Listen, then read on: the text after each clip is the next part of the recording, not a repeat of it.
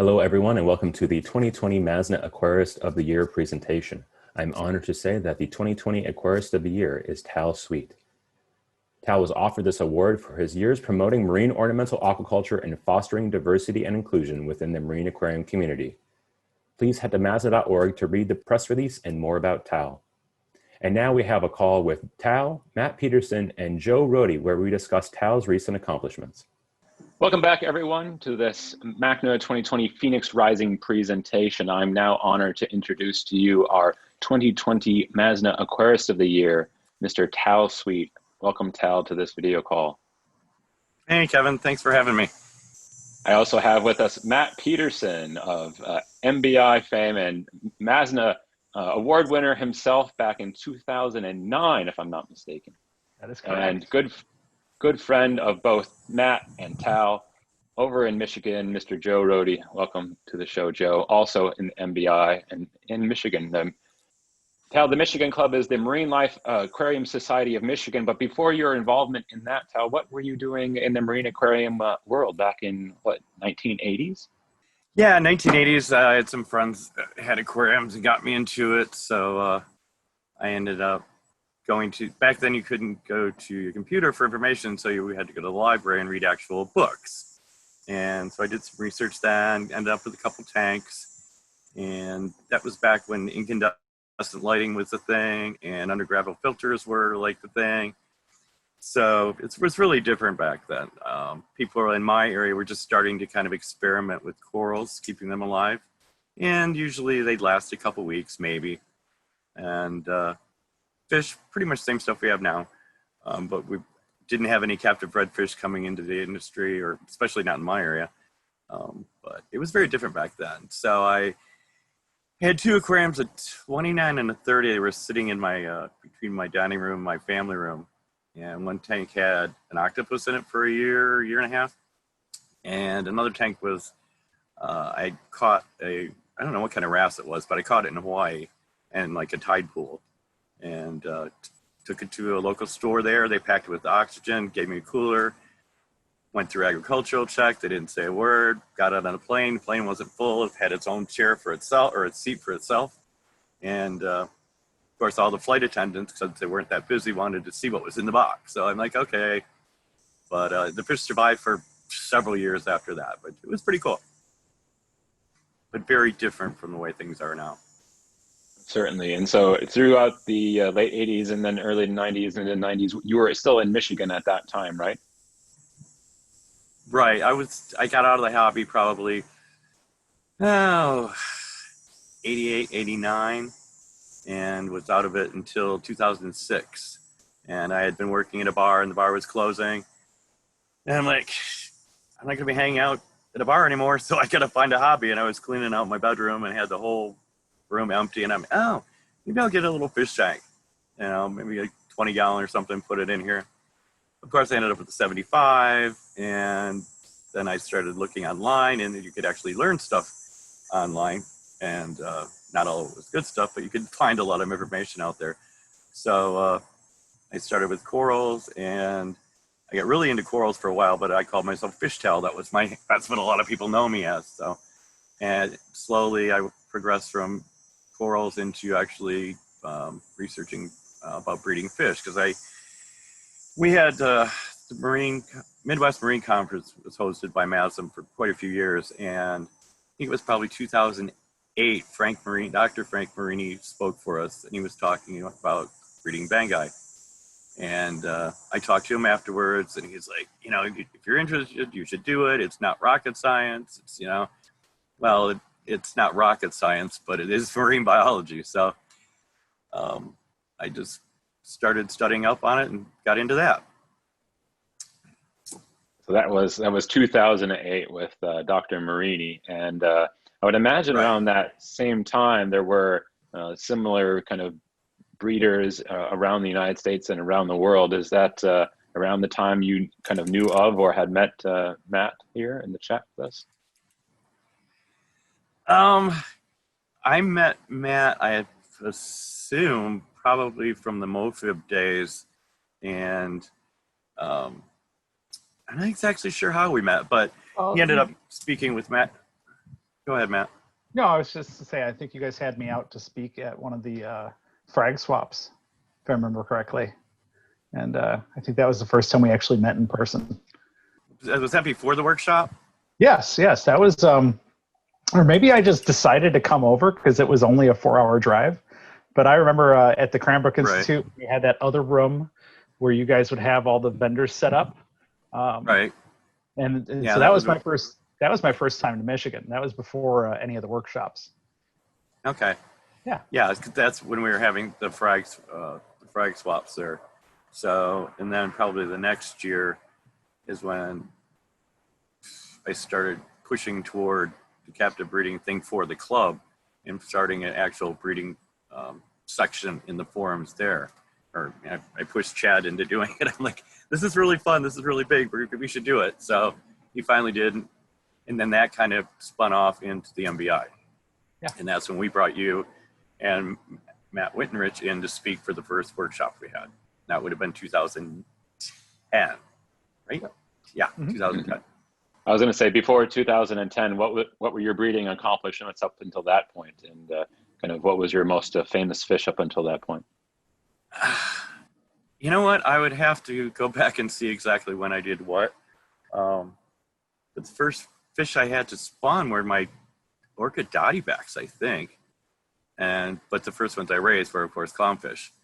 And after a while, I was working with multiple pairs of clowns. I worked with seahorses a little bit, some pipefish that I got down in Florida when Whit took me out going through Sebastian Inlet, poking around for stuff.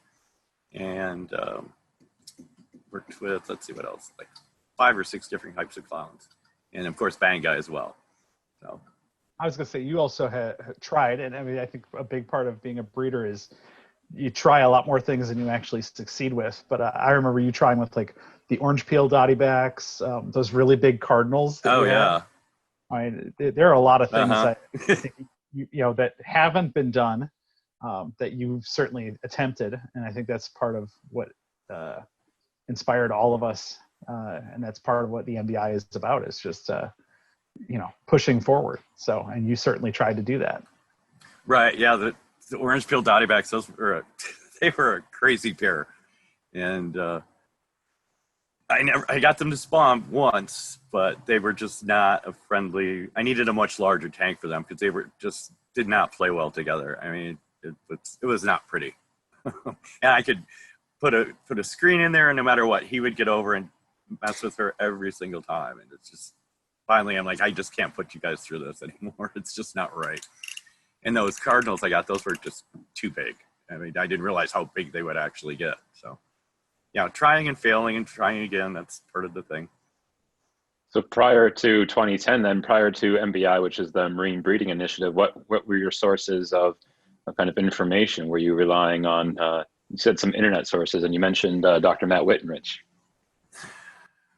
Right. After I had both the Matts there to speak for the first workshop, I was able to tap them and reach out and find more things. But I mean, basically it was just, other than MoFib, it was just kind of researching to see what was out there. And there was a lot of information out there, but it wasn't put into a central source. So it was like, you could find it here, and then you'd be over here looking at that. And you can just go to one place and say, here's all the breeding information. It was, so that's what creating the MBI was focused on, was getting that information together. So you didn't have to go to this site and that site and everywhere else looking for the information. You could find it all in one place, or a lot of it anyway. Made it much easier for people to find stuff instead of just bouncing around the internet randomly. So it was the Michigan Club that started MBI then? Correct. Yeah, like I said, it started as just another section in the forums for breeding. And it just kind of got bigger and bigger and bigger. And it's like, this is too big for just this forum. So we had to break it off and make it kind of like a sister project.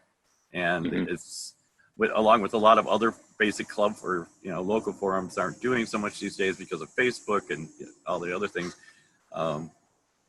The MBI is still just focused on breeding, is still going along more steadily than a lot of the local forums are. So a lot of the forums here in Michigan are 80% selling, selling equipment, buying equipment, this and that. Nobody's really looking for information anymore. So I don't know if that's true in every state, but it seems like it. So Joe, how did you come into meeting Tal Sweet? And was it around the same time, early 2010, 2009, 2008? I didn't make it to the first MBI workshop, but I made it to I think the second or third is when I started attending, and then I've attended every single one since then. But I don't know if we really met at the workshops, but I know that I had talked to him through the MBI Works website and realized he was local, and I wanted to try my hand at breeding, and I asked if he had a spare set of clownfish eggs that I could get. So I had been over to his house once or twice to pick up some spare clownfish eggs and have my attempt at it. Unfortunately, I was never made any of those work, but I did have some success in other pairs that I ended up attaining. But I met Tal through the MBI. So Tal, as Joe mentioned there, eventually the MBI kind of, in addition to the website, wanted to start a workshop. Can you kind of go into your thought process in that first workshop, and then what you kind of wanted it to achieve, and then how it's grown across the years? Oh, sure. By the time MBI was rolling, I had been to MACNA a few times, and I saw how the show was run and how big it was. And I mean, the show's great, but I mean, there were so many people that you would see a speaker in a room with 100 people, and then you'd never see him again for the rest of the weekend because it was just too big of an event. So I'm like, I want to put together a more intimate workshop where people can actually see the speakers, hear them, and then hang out with them for the rest of the day and the rest of the weekend. And so I proposed the idea, and Chad and the rest of the board went along with it. And I got, like I said, the two Matts together for the first time because they had spoken together in the same place, and brought them out. We just had those two speakers with a half-day event, and we didn't even have a party here, did we? No, it was just the workshop, and it was done. I remember, I think I turned around and was like, okay, this is great. I got to go back to Chicago, and like drove home. Yeah, I know. It was like, wait, what? So the next year, I'm like, okay, we got to get this, expand this a little bit. So we added more speakers. So over the years, we've had at least 3. 1 year, how many did we have that 1 year? 6 or 7 I squeezed into one day because there was so much going on that year. Yeah. But the idea was, the idea was, to get speakers in and get their presentations in, mingle with them at lunch. There's only 50, 75 people in the room. It was more intimate than like a big show like MASNA or MACNA is. So we also included a dinner afterwards for the speakers. We took them out to dinner. And then Sunday I started having a barbecue here at my house where everybody that stayed in town could come and hang out and have more time just talking with, with each other and with the speakers. And that turned out to be almost as exciting as the talks themselves, because people could actually sit down, have a beer and a burger or whatever, and chat. And that's something that can't happen in a huge event like MACNA because it's just too big. So, and we just got to our 10th year last year, and this would have been our 11th, but 2020. So we'll be doing that next year in Minneapolis. So I have, of course, no idea who speakers will be because I have no idea what's going on next year. We don't even know what the whole situation everywhere is going to be next year. So, but as long as everything's cool, we'll do it again next year.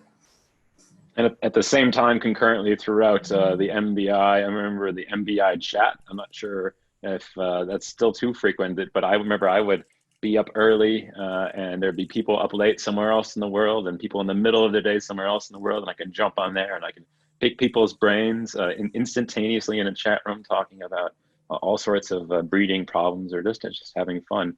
Tal, you were in there like all the time, I'm pretty sure. Yeah, because I'm always up late. But yeah, it's not used as much as it should be, but I don't know if people just aren't aware of it's there. We're kind of have been redoing the site for a while, and but the feature is still there. So it's just down at the bottom, click on it. And when it was busy, I mean, there'd be 10, 15 people in there in the middle of the night. people from Australia or people like me up here, people from Europe. And it was fun. Like you said, you could get on there and say, I'm having problems right now. What do I do with these eggs or this or that? And yeah, it was really cool when people were really using it well. I think it really helped to maintain and then add and draw in more members of that community. You kind of had that instantaneous connection with people, not just on that forum and not just once a year in person. So also during all this, from 2009 or maybe 2008 onwards, you were concurrently also writing for magazines, and then at least as a MASNA speaker, if not otherwise, you were traveling around the country and world speaking. Can you talk a little bit about that? Yeah, it was fun. I wrote a couple articles for Reef Hobbyist magazine. I did some blog work for Reefs.com, and then speaking, I got to go all kinds of cool places and speak, I went to Toronto, I went a bunch of different cities around the country here. I spoke at a breeders club in London, and I spoke with you down in Australia a couple of years ago. So yeah, it got me out and about, and so I love to travel, and talk fish, so it was like win-win. I haven't done much of that lately because I've been kind of stepping back and taking a break from things, but I'll be busy in the next couple of years for sure. Well, and one of the things that Tal and I work on together and have done in 2013, Tal, you started working with me on the captive bred species list that we've been maintaining now since 2013, mostly on an annual basis of putting that together and for Coral Magazine. So that I know how big of an undertaking that is. If you have any words you want to say about that project. Yeah, I forgot to mention that. Yeah, it's a fun project, but it's a lot of work every year. I mean, we've gotten the list. How many species are on that list now? 300 and something? 4? Now you're going to make me look. 5? I mean, it's become something that gets cited a little bit in actual journal articles now. Let's see where we're at. 398 was the total at the end of basically 2018, which was MACNA time. Yeah, so we're over 400 species now, easily 400 species plus now. Yeah, like I said, it's a lot of work.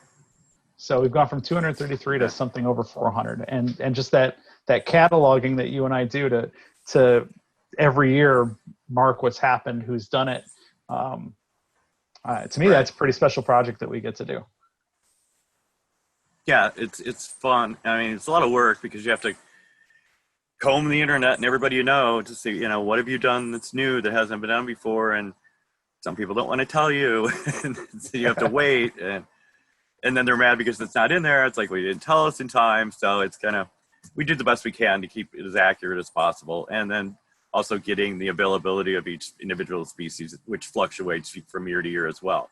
Mm-hmm. So it's quite a project that we do. But like you said, it's being cited now as actual data. So it's pretty cool. Yeah. I know one of the good things I liked about the MBI, and this is true for breeding programs elsewhere in the marine world and in the freshwater world, there are distinctive challenges and also different skills, but also difficulties for each type of fish or each family. Tal or even Joe, I think, and Matt all have various achievements within the MBI. You earn points as you go along. I think I'm probably your lowest or second lowest level, come to think of it, from whatever I put in there back in the day. But could you talk about kind of the ranks within the MBI and then your accomplishment in 2019 and your distinction there? Okay, when we set up the basis for the MBI, we actually drew from a freshwater club. I think it was the Florida Marine Society, Marine Aquarium Society. I found an old written folder with how they were doing it down there, and that was way old. It was paper. I mean, it wasn't even online. So we went there. We saw how they were classified. So we went through like all the common fish that people were breeding or could breed, and kind of rated them on difficulty, how hard they were to maintain, how hard they were to, get them to spawn, and that. So we rated different fish in different categories depending on how difficult they were. So basically your easy stuff clownfish are rated a lot lower than, say, something like a purple tang, for instance. So say there are 4 categories to breeding a fish. There's getting them to spawn in captivity, getting the eggs to hatch, getting the hatches to settle, or the eggs to settle, to larvae to settle, and then to grow them out at least 60 days. So once you've passed each 4 of those milestones, once you've got all of those, they don't have to be all the same, in the same run, but once you've done all 4 of those for that species, you can consider that species conquered for yourself. And you get a little fishy icon that goes with on your, what do you call it? Profile? Blanket profile, that's it, on your profile. So, and then there's also different breeder levels, where the more fish you breed, the more difficult fish, you get more points. So you can go from like a novice breeder up to a fledgling to expert breeder, and those have certain qualifications as well, which we don't want to go into all that right now. But yeah, as you move up and get more experience in breeding, that thing, you go up to an advanced breeder. And each one of those requires a certain amount of easy species, and moderate species, and more difficult species to get to the higher levels. You can't just keep breeding clownfish over and over and over.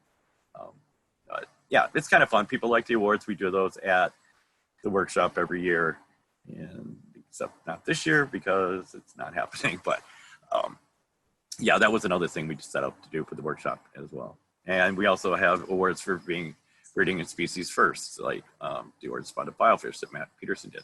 So yeah, it's quite a bit. Well, I was going to say, well, I'll continue on that, because the ultimate prize, if I'm not mistaken, is called the X Prize. Is that right? Yeah, they gave me that last year for putting all this together for 10 years of my work. And I don't have that one, but I got this one that they also gave me last year, the MBI award, which is kind of like that one is the MBI award. And I believe your X Prize award stated for dedication to advancing the ideals of science, research, knowledge, friendly competition, fellowship, and transparency among those who culture marine organisms by helping to create the MBI. Yeah, that whole thing. Yeah. Yeah, I was the one who was lucky enough to get to present that. I got a little teary up there on stage when I did that introduction. So Tal, next to you, we were able to get it to you in time here with all the shipping delays. You have your 2020 MASNA Aquarist of the Year award. I'm not sure you want to bring that closer to the, this is the 2020 MASNA Aquarist of the Year award for Tal Sweet. Tal is going to proudly hang that on his wall. And Tal, along with the MASNA award winner, whom you met just before this, are both going to be able to come out to MACNA 2021 in person. That's going to be in Atlanta, Georgia, from September 3rd to the 5th, 2021. So sorry, Tal, we couldn't bring you to Arizona this year to see you in person, but we're here in your beautiful garden, which I know I've never had the opportunity to be in, unfortunately, because this is too far away from me. But as you'll see after this, there are a lot of thank yous and congratulations videos to Tal, all kind of mentioning the fact that he makes some really good pork, I believe, or some meat on Sunday mornings after the MBI workshop. So Tal hasn't seen those yet at this point, so he doesn't know what they're talking about. But you'll see all the congratulations and thank you. I'll check in with Joe. Joe, did you want to follow up or mention anything? He's just been a big part of the MBI, and he's always promoted new learners. That's how I got involved, and more than happy to help anybody in any way, which is just an awesome thing because marine breeding is not easy. Matt, we'll check in with you. Did you want to have any final words with Tal?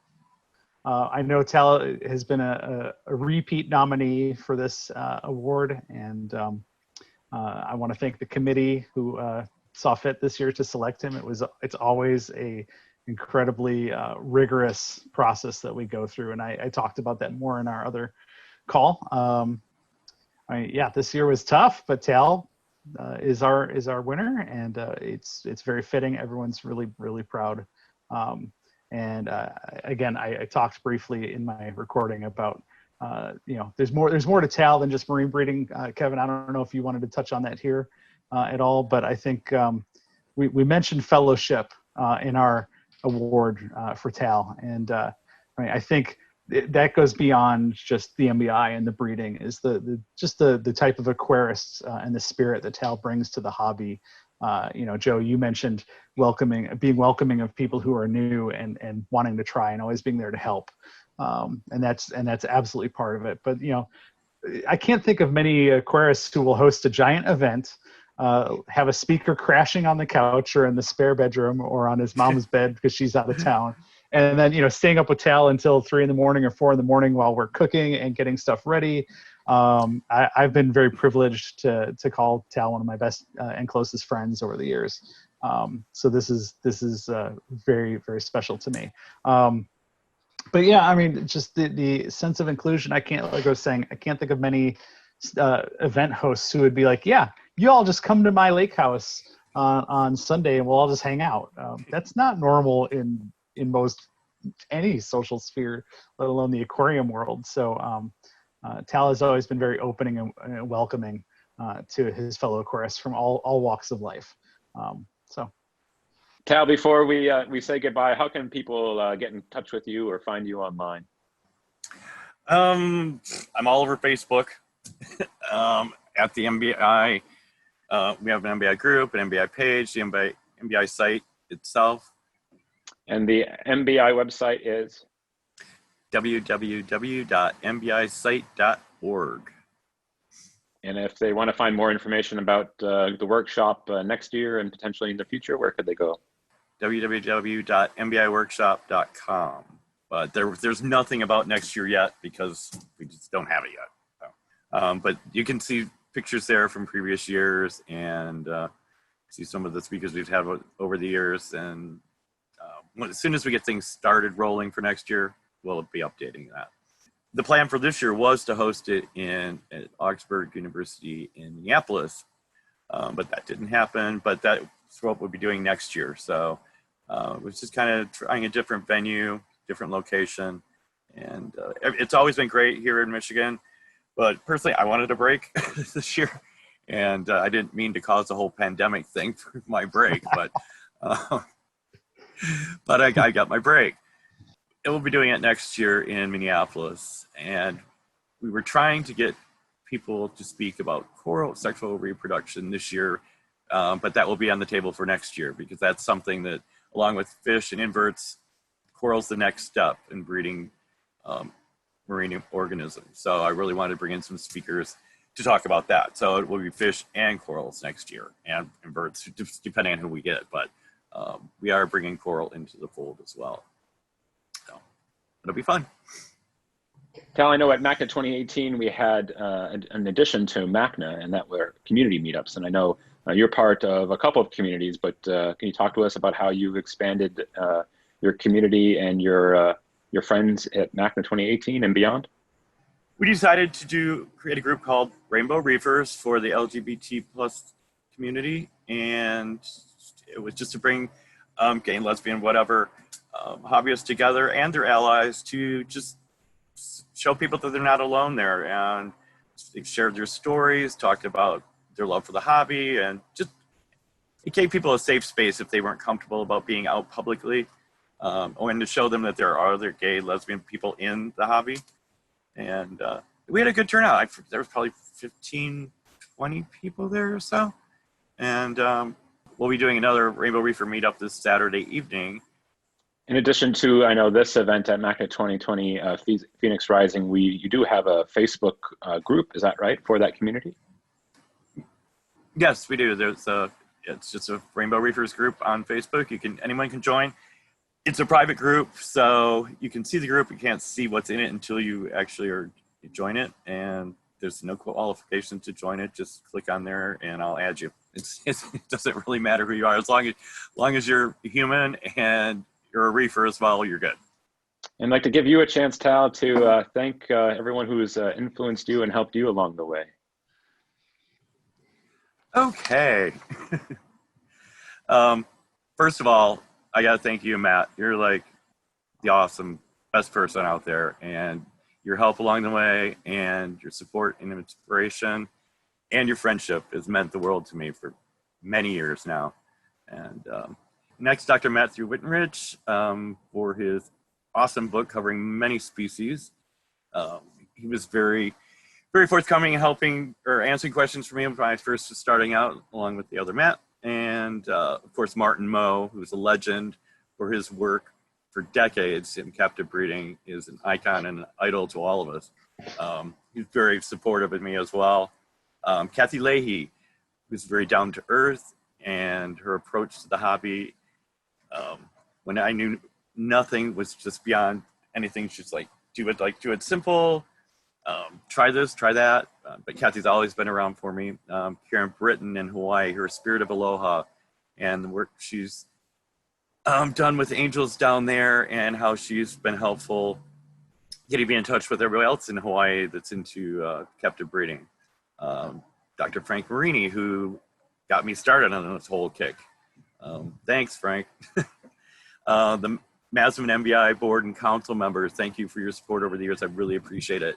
I couldn't have done any of this without you guys helping me. Dr. Andy Ryan for always being able to speak at the MBI workshop if I called up at the last minute. And, you know, if you know Andy, he'll just talk all day long. And he usually did on the Sundays he was here. So that was great. The Reed Mariculture family and company, their support for breeders is top notch. I mean, they are out there making the products to feed our fish and make things happen for us. So please support them as much as you can. Moby Dick Pets and Bruce Pets, my two favorite local fish stores who support captive breeders and support knowledge, training their employees to train the customers in what they want. My mom for putting up with all my crazy ideas over the year. And my Graham for being a constant inspiration to this day and for showing me what it means to be true to myself. Thanks, Graham. Back when I was starting out in the 80s, captive breeding was growing, but still limited.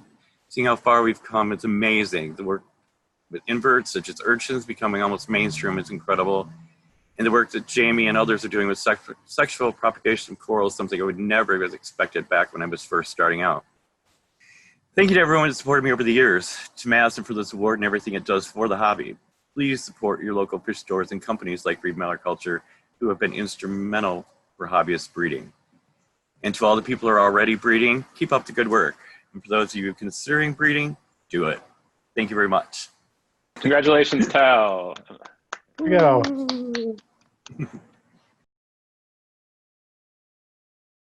So I've also been asked to say a few words personally to Tal, a very close friend of mine, someone I've worked with for a long time.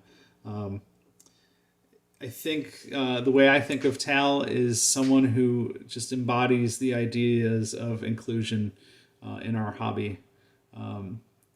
He's been a personal friend who's always welcomed me with open arms, to have candid conversations late night about life, not just keeping fish or breeding marine fish. I think most people know Tal for his work promoting the captive breeding of marine ornamental fishes, and far and away his efforts at MASM, the Marine Life Aquarium Society of Michigan, in spearheading the Marine Breeding Initiative, which we generally know as the MBI, and the penultimate event for anyone interested in breeding marine organisms, the Marine Breeders Workshops, which have been held for 10 years in Michigan.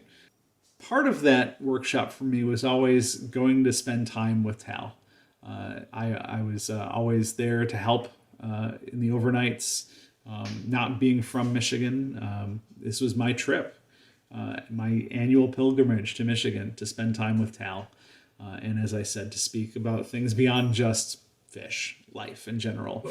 And so I am incredibly pleased to see Tal's ongoing contributions to the aquarium hobby finally recognized, both for promoting the very necessary pastime of breeding marine fish and breeding marine invertebrates, but also his work in organizing the Rainbow Reefers, in helping people feel included in our hobby, that we're not just a singular type of person involved. We come from many diverse backgrounds and interests, And in my opinion, Tal said, hey, just, we all should be accepted for who we are, and we all share this wonderful hobby and interest in the aquarium hobby. And you're welcome to the table, and you were always welcome at Tal's barbecue.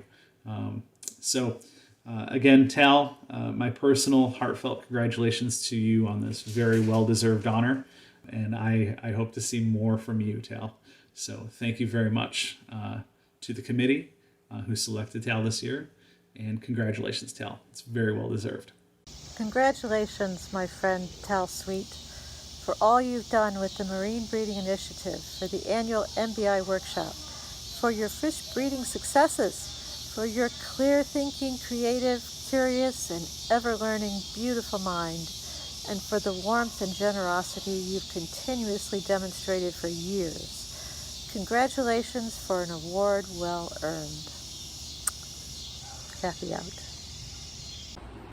Congratulations, Tal. I'm so incredibly excited that you are receiving this award. You have done so much to promote marine ornamental aquaculture in the industry, and you provided an amazing atmosphere for all marine breeders to share our passion. You've created an event that has pushed aquaculture into the future, and you host by far the best barbecues that I've ever been to. Thank you for having an avenue for this high school kid to come and learn more about something that I was so incredibly passionate about. You have cemented the path of curiosity with the Marine Breeders Initiative Conference that would help guide so many of us into our careers. Thank you, Tal, for everything, and congratulations on a well-deserved award. Hi, Tal. I just wanted to say congratulations on a well-deserved award. You've inspired many home aquarists to be sustainable reef keepers through your work with the Marine Breeding Initiative and promoting collaboration between hobbyist breeders and private and public aquariums. As your friend, it's exciting to see you rewarded for your hard work and dedication over the years. Keep sharing your passion and your wisdom. Hey there, Tal. Congratulations on winning the MASNA Aquarist of the Year award. Definitely a very well-deserved honor. Really did enjoy working with you for all those years on the MBI conference, MASM, and the MBI Council. I remember a decade ago or so going out to your fish room, kind of spending a couple hours looking at your clownfish breeding setup, looking at all the things you had set up in there, walking out a few hours later, shaking my head, kind of like, hey, I'm not going to do this. Fast forward 10 years later, sitting in a fish barn surrounded by 100 tanks. Definitely do think you may have had something to do with that. So thank you very much for getting me started on my fish room journey. You were the first fish room I saw, so definitely thank you for the inspiration. Well there, Tal, congratulations, very well deserved, and enjoy your award. Congratulations, Tal. It's been a long time coming. You deserve this, buddy. I can't wait to sit and have a beer with you and celebrate this in person. Finn says congratulations too. Hi, congratulations. Hello, Tal. Congratulations on receiving MASNA's Aquarist of the Year award for 2020. I'd like to thank you for your contributions to the industry, in particular for your work in uniting marine breeders from across the country for many, many years through the Marine Breeding Initiative Workshop. These workshops have helped open direct lines of communication between industry professionals and hobbyists, allowing for the exchange of information to promote marine breeding and conservation in the hobby. This is, of course, in addition to hosting us in your seemingly tropical Michigan backyard and feeding us your famous Kahlua pork. Now, congratulations again, and I hope to see you soon, my friend. Tal Sweet, congratulations on your award. Well deserved. You do so much good work for the entire community, for all of us, from the breeding work you've done to all the MBI stuff you've done to the workshops you've done. Just an incredible amount of stuff. To the Rainbow Reefer Coalition. You're just everything good about reef keeping, and I couldn't be more thrilled that you have this award, and I can't wait to see you in person so I can congratulate you properly. Tal, congratulations on your award. Well deserved. You were and continue to be an impact on my life as well as my aquaculture adventures. Thank you for the time you've invested in me and all the advice you've given over the years. Also, thank you for all the time you've invested into the community. I can't wait for the next in-person MBI. Again, congratulations and thank you.